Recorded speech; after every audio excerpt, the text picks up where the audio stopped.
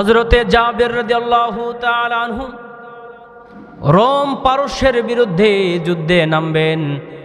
রোমের সম্রাট চিঠি পাঠিয়েছে, এ হুযায়ফা, তোমার যদি শক্তি সামর্থ্য থাকে তাহলে আমাদের বিরুদ্ধে তুমি আসতে পারো। এই কথা শোনার পরে আবু হুযায়ফা রিদওয়ানুল্লাহি তাআলা আলাইহিম আজমাইন তিনি এই চিঠি পাওয়ার পরে কাফেরদের পক্ষ থেকে এই হুঁশিয়ারি পাওয়ার কারণে তিনি মুসলমান কাফেলা নিয়ে যুদ্ধে যাওয়ার জন্য প্রস্তুতি নিলেন। আর বললেন, হে মুসলমান নবীর সাহাবীরা, তোমরা শোনো, তোমরা কি চাও এই দুনিয়া থেকে যুদ্ধ করে আল্লাহর জান্নাতে যেতে? সংক্ষিপ্ত এই জীবনটুকু তুমি আল্লাহর রাস্তায় বিলিয়ে দিয়ে যদি অনাদি অনন্তকালের সুখ পেতে চাও, তাহলে হক এবং বাতিলের লড়াইয়ে তোমাদেরকে শামিল হতে হবে। এমন কেউ আছো নাকি নিজের জান দিয়ে, নিজের মাল দিয়ে রোম সম্রাটের সেনাবাহিনীদের সাথে যুদ্ধে করবা? কে কে আছো? তোমরা আমার সাথে তৈরি হয়ে যাও। মুসলমানদের সেনাপতির দায়িত্ব পালন করলেন হযরত হুযায়ফা রাদিয়াল্লাহু তাআলা আনহু। হযরতে হুযায়ফা তিনি নিজেই সেনাপতির দায়িত্ব পালন করে মুসলমান সদস্য সাথে নিয়ে রোম সম্রাটের পাঠিয়ে দেওয়া প্রতিনিধি দলের সাথে যুদ্ধ করার জন্য তিনি প্রস্তুতি নিয়ে সব সামর্থ্য সাথে নিয়ে, যুদ্ধের তলোয়ার নিয়ে, যুদ্ধের সামানা নিয়ে, সাথী সঙ্গীদেরকে সাথে নিয়ে যুদ্ধ করার জন্য রওনা হলেন। চলতে চলতে প্রতিমধ্যে যুদ্ধের সেই স্থানে গিয়ে পৌঁছালেন। যে জায়গার ভিতরে যুদ্ধ হবে সে জায়গায় চলে গেলেন। রোম সম্রাট মুসলমানদের সাহস সম্পর্কে অনেক অ্যানালাইজ করেছে, অনেক গবেষণা করেছে। রোম সম্রাট জানে মুসলমানদের শক্তি অনেক বেশি, সাহসও অনেক বেশি, কিন্তু তিনি কখনো সামনাসামনি দেখে নাই। মুসলমানদের শক্তি সম্পর্কে যে ধারণা আছে তা সামনাসামনি কখনো দেখে নাই। রোম সম্রাট তার সেনাপতিদেরকে বললেন, ও আমার সেনাপতি, শোনো, যুদ্ধে যাইতেছ ভালো কথা, কিন্তু তোমাদের কাছে আমার একটা আবেদন হলো, তোমার কাছে আমার একটা দাবি হলো, তোমার কাছে আমার একটা চাওয়া হলো, তোমরা মুসলমানদের থেকে কিছু সদস্য গ্রেফতার করে আমার রাজ দরবারে তোমরা উপস্থিত করবা। একথা শোনার পরে রোম সম্রাটের সেই সেনাপতি বলছে, ঠিক আছে মহারাজ, বাদশাহ মহোদয়, আপনার কথা ঠিক আছে, আমরা যথাসাধ্য চেষ্টা চালিয়ে মুসলমানদের সেই মুসলিম সেনাদেরকে গ্রেফতার করে আপনার রাজ দরবারে হাজির করব। কারণ রোম সম্রাট জানে মুসলমানদের হিম্মত বেশি, শক্তি বেশি, সাহস বেশি, তাদের সাথে পেরে ওঠা এত সহজ না। তাদের সদস্য সংখ্যা থাকে কম, অস্ত্র তলোয়ার থাকে কম, কিন্তু তারা যুদ্ধে জয়লাভ করে। বদরের যুদ্ধে জয়লাভ করেছে, উহুদের যুদ্ধে জয়লাভ করেছে, মুতার যুদ্ধে জয়লাভ করেছে, খন্দকের যুদ্ধে জয়লাভ করেছে। তাদের সদস্য সংখ্যা ছিল কম, কিন্তু জয়লাভ করে নিয়ে এসেছে, জয়ের পতাকা ছিনিয়ে নিয়ে এসেছে। রোম সম্রাট বারবার বলতেছিলেন সেনাপতিকে, আমার সেনাপতি শোনো, যুদ্ধে জয়লাভ করো অথবা হেরে যাও সেটা আমি দেখতে চাই না। যুদ্ধে হয়তো হার মানতে হবে, হয়তোবা জয় ছিনিয়ে নিয়ে আসতে হবে, কিন্তু আজকে আমি এ দুটার একটাও চাই না। তোমার কাছে যেটা চাই সেটা হলো মুসলিম সদস্যদের গ্রেফতার করে আমার দরবারে তোমরা উপস্থিত করবা। একথা শোনার পরে রোম সম্রাটের সেনাপতিরা সবাই মিলে একই সাথে যুদ্ধে যাওয়ার জন্য রওনা করলেন। মুসলমানদের সাথে যুদ্ধ, নবীর সাহাবীদের সাথে যুদ্ধ। এই যুদ্ধ সংগঠিত যে জায়গায় হবে সেই জায়গার দিকে রোম সম্রাটের সবাই রওনা করলেন। দুই দল যাইতে যাইতে মুখোমুখি অবস্থায় হবে। এক দল আর একজন দলকে দেখতে পারতেছে, দুই দল সমস্ত শক্তি নিয়ে যুদ্ধের দিকে আগাচ্ছেন। ইতিমধ্যে যুদ্ধের দামামা বেজে গেল, যুদ্ধের ঘণ্টা বেজে গেল। মুসলমান আর রোম সম্রাটের দুই দলের ভিতরে যুদ্ধ চলতেছে, হক বাতিলের লড়াইয়ের ভিতরে যুদ্ধ চলমান, তলোয়ার গুলি ঝনঝন করে বাজতেছে। এই তলোয়ার চলার মধ্য দিয়ে দেখা যাচ্ছে কাফেরদের সদস্যরাও ইন্তেকাল করতেছে, মুসলমানদের সদস্যরাও অনেকে ইন্তেকাল করতেছে। কারণ এই যুদ্ধ এমন একটা জায়গা, যে জায়গায় কেউ কাউকে বিন্দু পরিমাণ ছাড় দেয় না।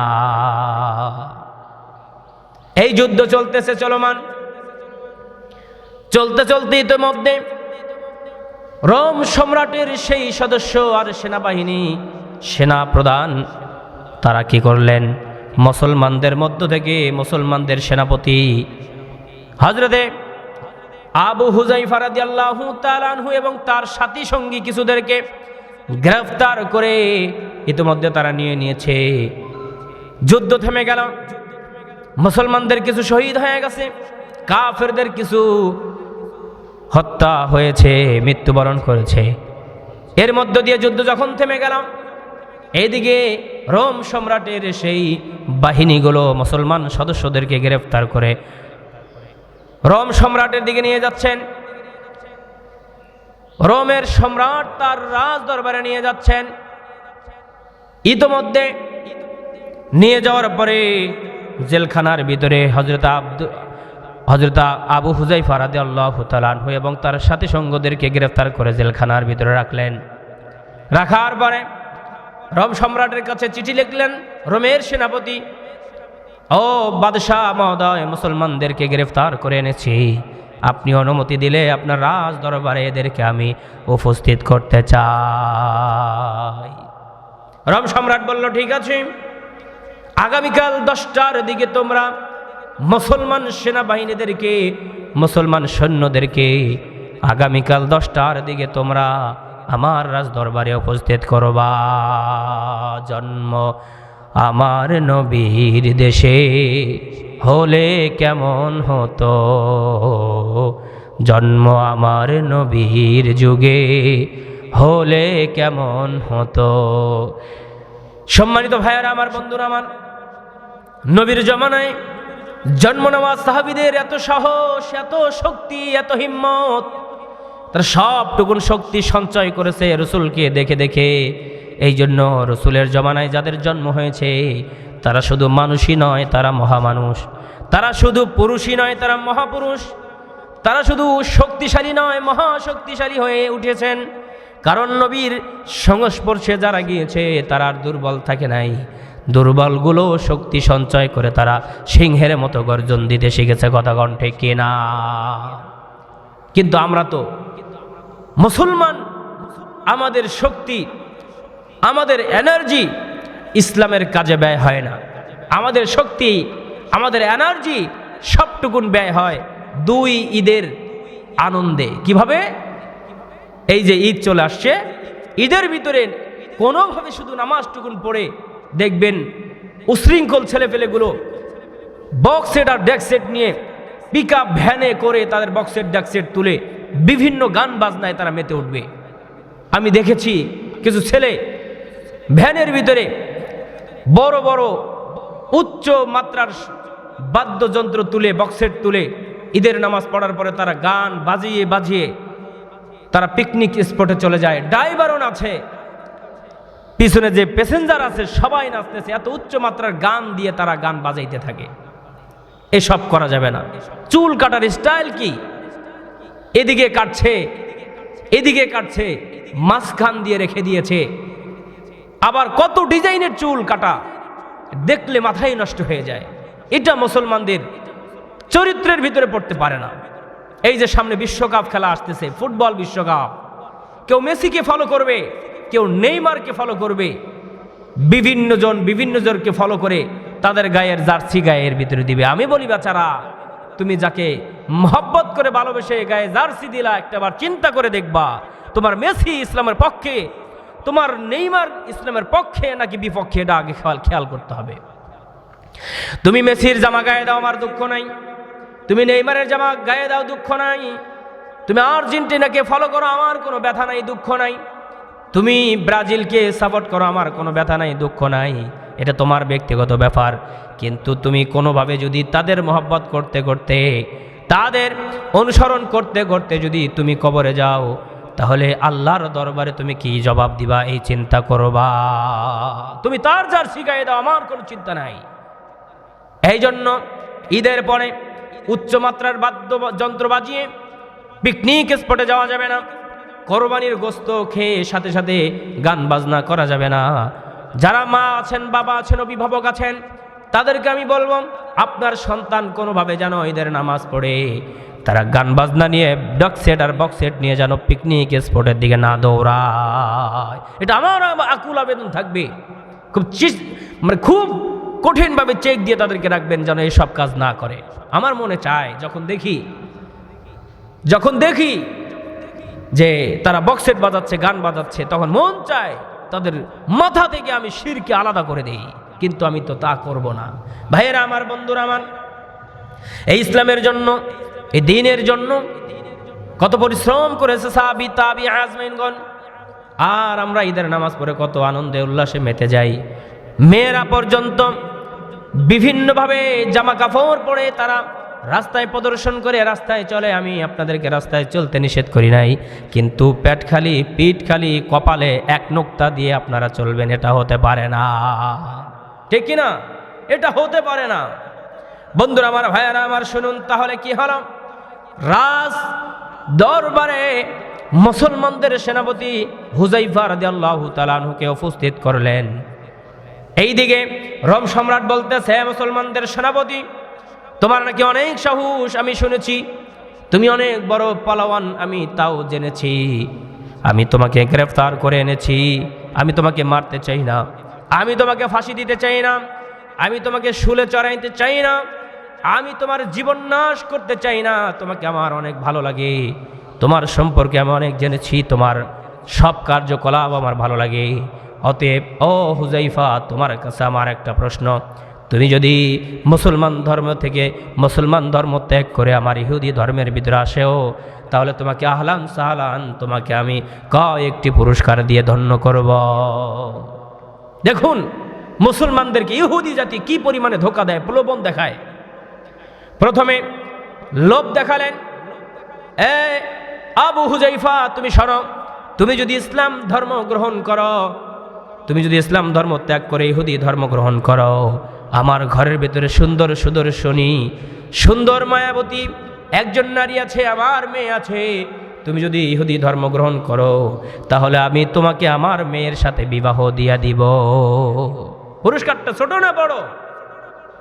যেই রোম সম্রাটের কথা শুনলে মানুষ থরথর করে কাঁপত, সেই রোম সম্রাট বলছেন, তুমি ইহুদি ধর্ম গ্রহণ করলে আমি আমার মেয়ের সাথে বিয়ে দিব। শুধু তাই নয়, মেয়ে বিয়ে দিব, শুধু তাই নয়, আমি এই রোমের অর্ধেকটা তোমাকে দিয়ে দিব।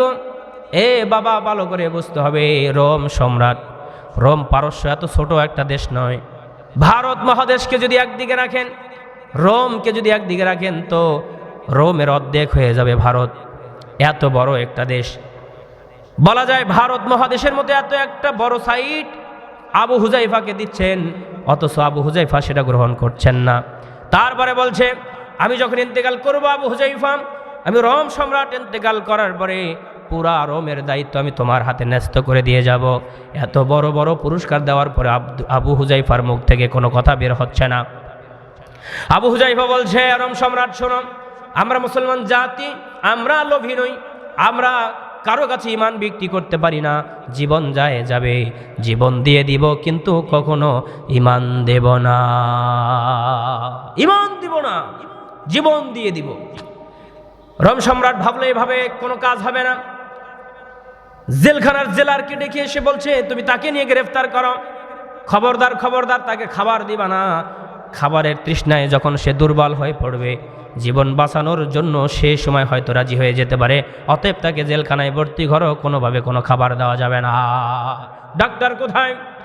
তুমি গেটের ভিতরে থাকবা, যখন আবু হুজাইফা ইন্তেকাল করবে অবস্থায় এই মুহূর্তে তাকে নিয়ে এসে খাবার দিবা। ঠিক তাই করা হলো, জেলখানার ভিতরে বন্দী করা হলো মুসলমান সৈন্য আবু হুজাইফা। এদিকে খাবার নাই, পানি নাই, দুর্বল হয়ে গেল।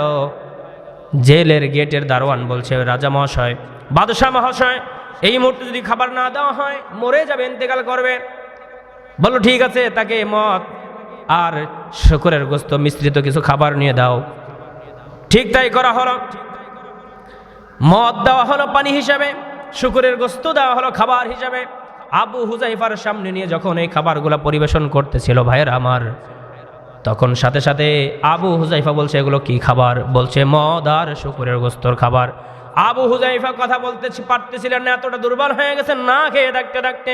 সেই হুজাইফা যখন শুনলো হারাম খাবার আমার সামনে পরিবেশন করা হচ্ছে, সাথে সাথে আবু হুজাইফা বলছে, খাবার নিয়ে যাবা নাকি জীবন দিবা? আল্লাহু আকবার! খাবার সরিয়ে নিয়ে যাবা নাকি জীবন দিবা? ভাইয়ারা আমার, এই কথা বলার পরে জেলের রক্ষী ভয় পেয়ে গেছে, আর খাবার সরায় নিয়া রাজা মহাশয়কে বলছে, না না, এইভাবে তাকে আর কখনো পরীক্ষা করিয়েন না। খাবার নিয়ে গেছি, যেই লোকটা একটু আগে কথা বলতে পারতো না, সেই লোকটা এখন আমার বিরুদ্ধে আমাকে বলতেছে খাবার নিয়ে যাবা নাকি জীবন দিবা। বাদশাহ এবার বলছে, ঠিক আছে, তাহলে একটা কাজ করো, তাকে আমার রাজদরবারে আবার তুমি উপস্থিত করো।